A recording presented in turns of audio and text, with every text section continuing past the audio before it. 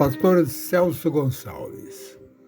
Hoje faremos um comentário sobre o que a Bíblia nos apresenta em 1 Reis, capítulo 18. Vamos falar do profeta Elias, que era forte e corajoso. Entretanto, ele entrou em pânico e fugiu para salvar sua vida. O que acontecia?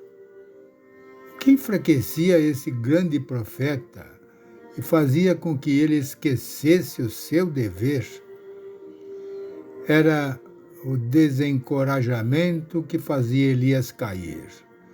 Precisamos tomar cuidado porque o desânimo pode incapacitar nossa vida espiritual também. O contexto da vitória de Elias no capítulo 18 é impressionante. A idolatria, especialmente a adoração de Baal, dominava o país de Israel. O rei e a rainha desta nação, Acabe e Jezabel, eram totalmente corruptos. Nesse ambiente espiritual desanimador, a voz solitária de Elias soava em oposição. Ele lançou um desafio aos falsos profetas para disputarem para ver quem era o Deus verdadeiro. A competição seria simples.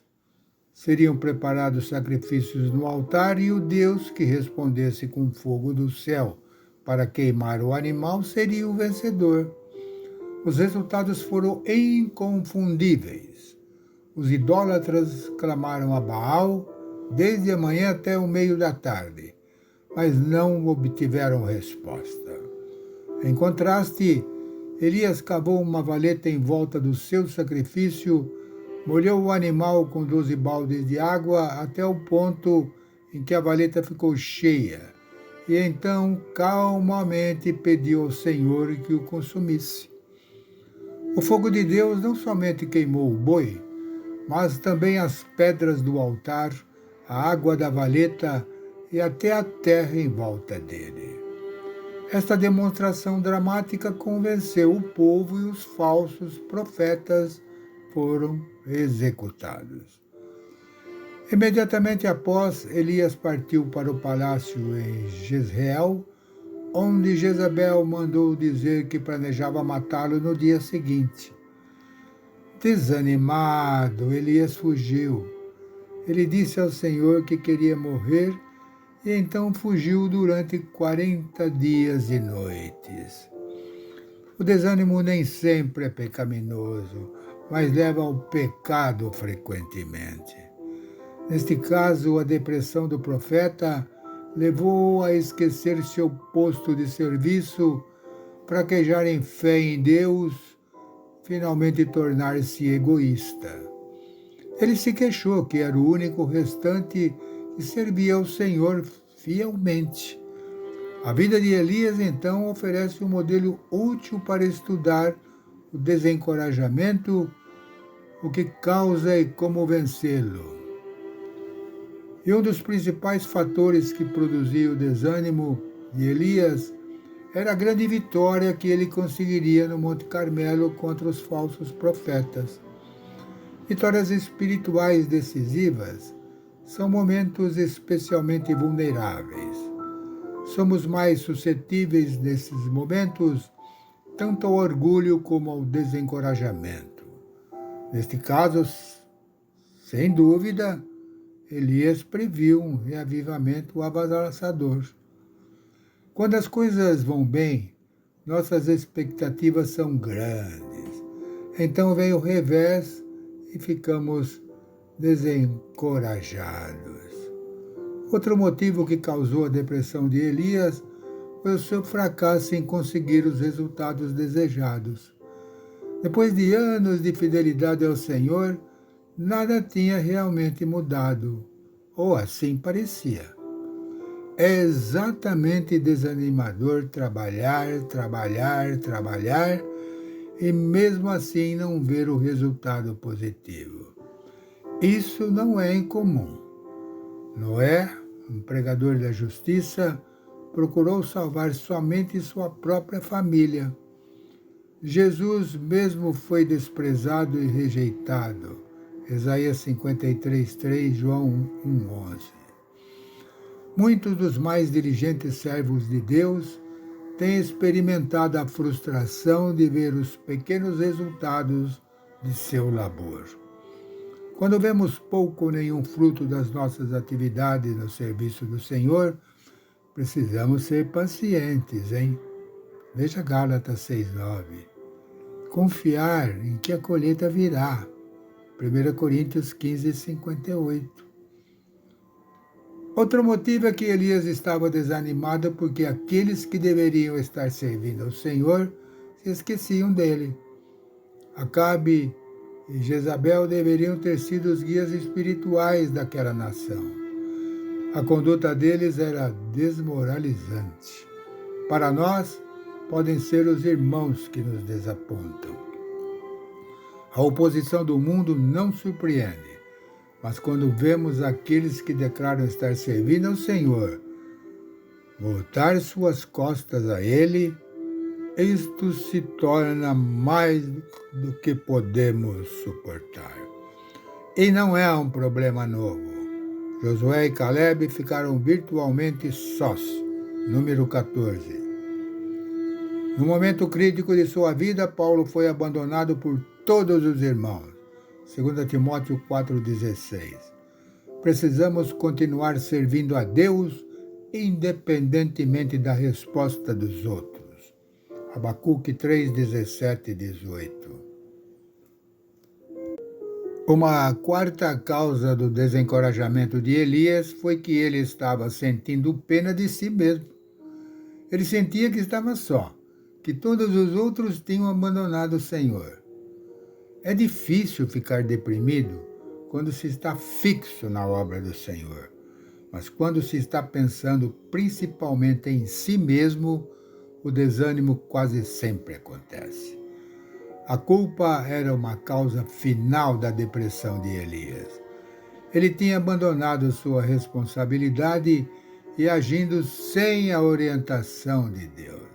E ele sabia que estava errado, porque estava na defensiva quando o Senhor falou com ele.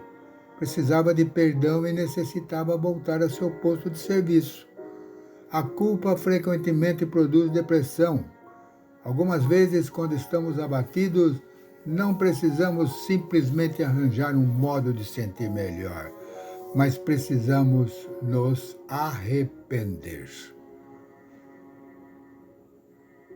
A pergunta de Deus veio a Elias 2 vezes, hein? O que fazes aqui, Elias? 1 Reis 19:9, 1 Reis 19:13.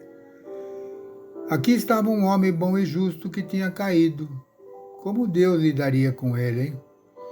Deus não ficou aborrecido ou desistido dele. Por outro lado, Deus também não o mimou. O Senhor desafiou diretamente, ajudando-o a superar seu desânimo e reassumir seu serviço fiel. É encorajador perceber que Deus cuida dos seus servos fracos, decaídos, e que Ele trabalha para encorajá-los e restaurá-los. É também bom ver o modelo do Senhor quando procuramos ajudar e reerguer nossos irmãos quando se tornam abatidos. Não devemos abandoná-los com desprezo, mas também não devemos só tentar fazê-los sentir melhor. Precisamos desafiá-los a ajudá-los a levantar novamente na obra do Senhor. Quando o Senhor visitou Elias na montanha e perguntou o que ele estava fazendo ali, Deus lhe disse para sair e põe-te neste monte perante o Senhor. Deus mostrou a Elias um vento grande e forte que quebrou as rochas da montanha em pedaços, depois revelou um terremoto e depois um fogo. Cada um deles demonstrava o poder de Deus, algo que Elias precisava ver urgentemente. Ele precisava de mais confiança no Senhor. Precisava ver quem estava ao seu lado. Mas, surpreendentemente, o Senhor não estava no vento, nem no terremoto, nem no fogo. Por fim, Elias ouviu um sopro suave, e é ali que estava o Senhor. A lição parece ser que precisamos confiar no Senhor até mesmo quando não vemos nada dramático, porque Deus pode trabalhar quieto por meios pequenos e aparentemente insignificantes. Precisamos deixar mais nas mãos de Deus e não esperar que Ele sempre opere de uma maneira dinâmica e impressionante. Elias precisava apressar-se. Sua inatividade lhe havia dado simplesmente mais tempo para se lamentar.